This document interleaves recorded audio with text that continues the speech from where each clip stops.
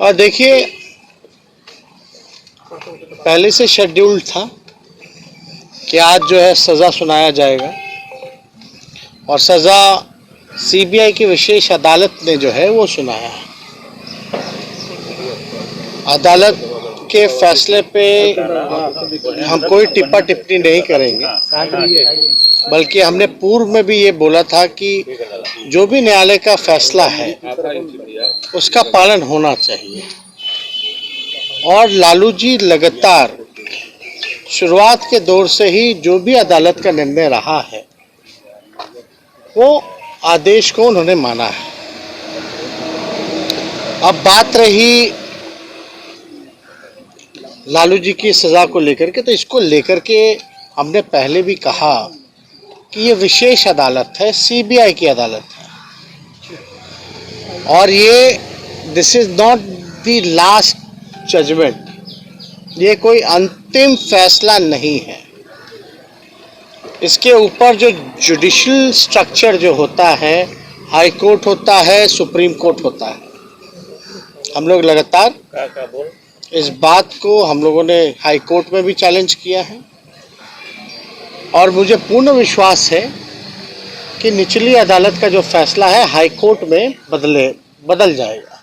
लालू जी के पक्ष में ये फैसला आएगा।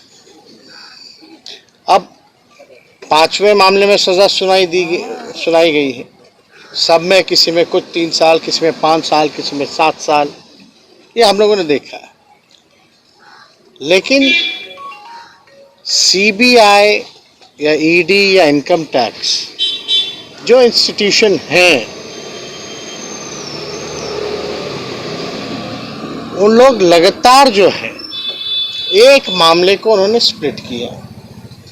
केस मुकदमा एक ही है, कॉन्स्पिरेसी का चार्ज है और 6 मामले अलग अलग बनाए गए, जो कि देश में इतिहास में पहली बार ऐसा हुआ। हम तो बोल रहे जब से आज़ादी हुई तब से ऐसा फैसला हुआ ही नहीं कभी, फिर भी हम लोग जो आदेश का पालन हम लोग करते हैं। लेकिन आप ये देखिएगा कि आज़ादी से अब तक चारा घोटाला, हम कहते कि अब तो सज़ा हो गई, भूल जाइए। और घोटाले कौन कौन से भाई, कितने घोटाले हुए देश में?